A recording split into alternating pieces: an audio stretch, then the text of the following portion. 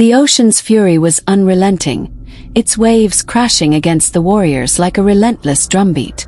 Imani and the others struggled to keep their footing, their muscles screaming in protest as they fought to carry Oba to safety. The wounded prince was a dead weight in their arms, his limp body threatening to slip beneath the waves at any moment. As they stumbled forward, the water churned around them, making every step a battle. The currents were treacherous, pulling at them like unseen hands, and the darkness seemed to swallow them whole. Imani's lungs burned, her chest heaving with exhaustion, but she refused to give up. She gritted her teeth, her eyes fixed on the horizon, and pushed forward. Just when it seemed like the ocean was going to consume them whole, Imani saw it, a glimmer of light on the horizon, a shimmering beacon that seemed to pulse with a life of its own. As they drew closer, the light resolved into the towers of a kingdom, its walls rising up from the waves like a mirage. Imani's heart leapt with hope. Could this be their salvation? She signaled to the others, and together, they stumbled towards the kingdom, Oba's life hanging precariously in the balance. Hi everyone, just a quick break to remind you to subscribe, like and comment if you're enjoying the story. Your support means so much to us. If you're a new subscriber, welcome to the Akko family. Let us know where you're watching from in the comment section. To our returning subscribers, thank you for always being here. We appreciate you. Now let's dive right back into the story. The waters of Veora were dark and foreboding, a place whispered about in old sea tales, where lost souls vanished, and only the desperate dared to enter.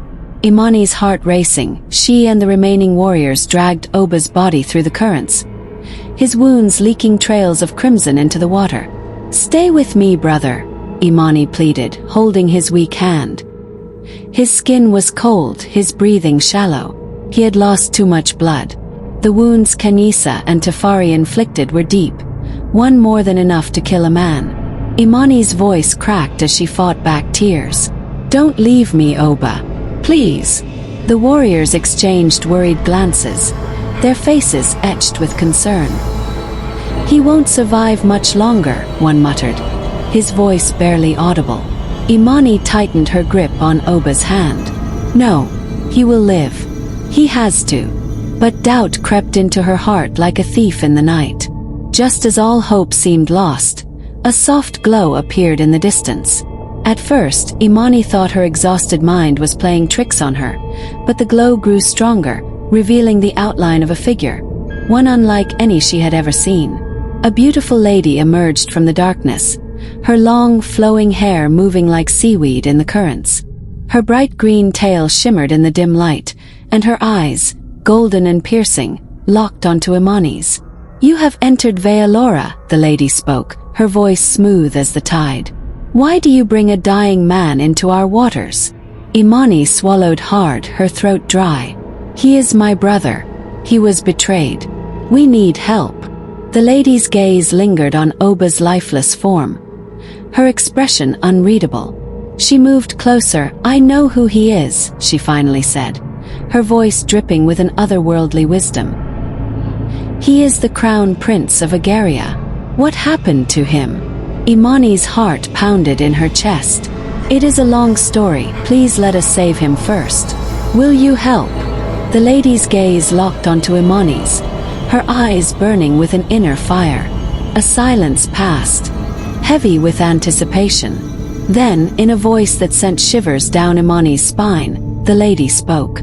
"Follow me." With that, she turned and swam deeper into Veolora's forbidden waters. Imani didn't hesitate. She gestured for the warriors to carry Oba and followed the mysterious lady into the unknown. As they swam deeper, the water grew colder, the darkness pressing in around them like a living entity.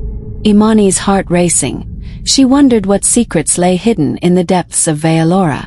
Little did she know, their arrival in Veora would awaken long-buried secrets, ones that could change the fate of the kingdom forever. As they swam deeper, the city of Veora emerged from the shadows. The buildings were carved into the ocean floor, hidden beneath layers of enchanted mist. Strange bioluminescent plants pulsed with energy, casting eerie lights over the structures.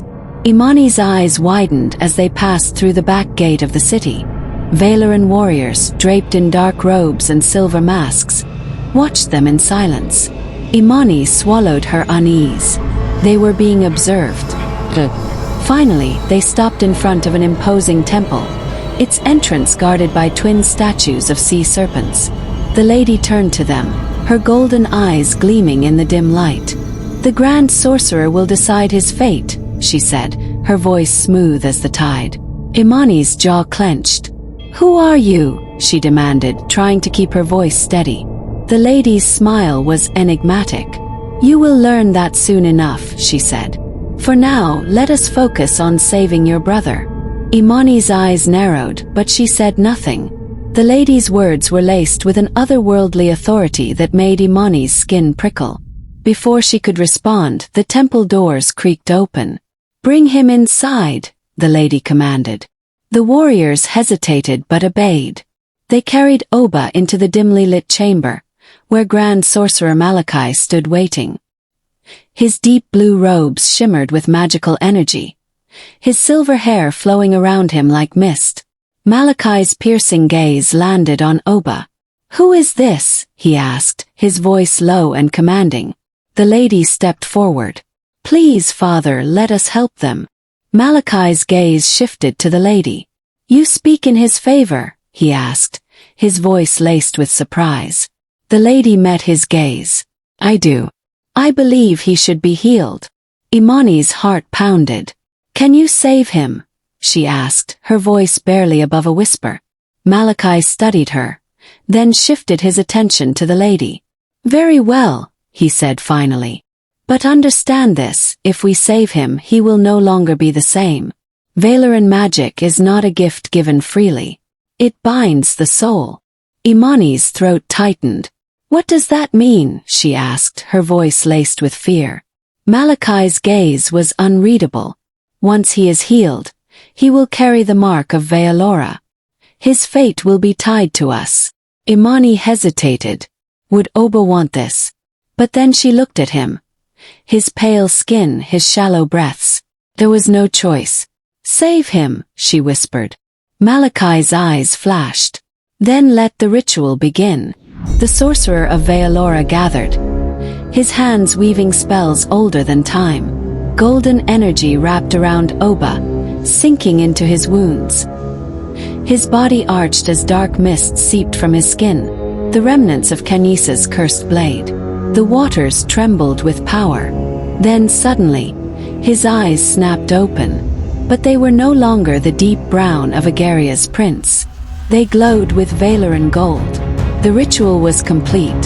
Oba was alive, but something inside him had changed, and Veora had claimed him as its own. As Imani stared at her brother, a shiver ran down her spine. What had they just done? Oba gasped for breath, his chest heaving as he looked around, confusion etched on his face. His gaze locked onto Imani, and for a moment she saw a glimmer of recognition. Then Zarina stepped forward, her golden eyes gleaming with an otherworldly intensity. "My name is Zarina," she said, her voice low and mysterious. "And I am the High Sorceress of Veora's daughter." Imani's eyes widened as she stared at Zarina. What did this mean? And what secrets lay hidden behind Zarina's enigmatic smile? But wait, this story isn't over yet. There's still more to uncover, and trust me, you don't want to miss out what happens next. If you're enjoying this tale, make sure to like this video, leave a comment with your thoughts, and subscribe to our channel. Your support helps us bring even more thrilling African folktales your way. Now let's continue. At the palace of Agaria, Queen Marjani's ruthless ambition had finally paid off. She and her sons had seized power, crushing the remaining elders beneath their iron-fisted rule.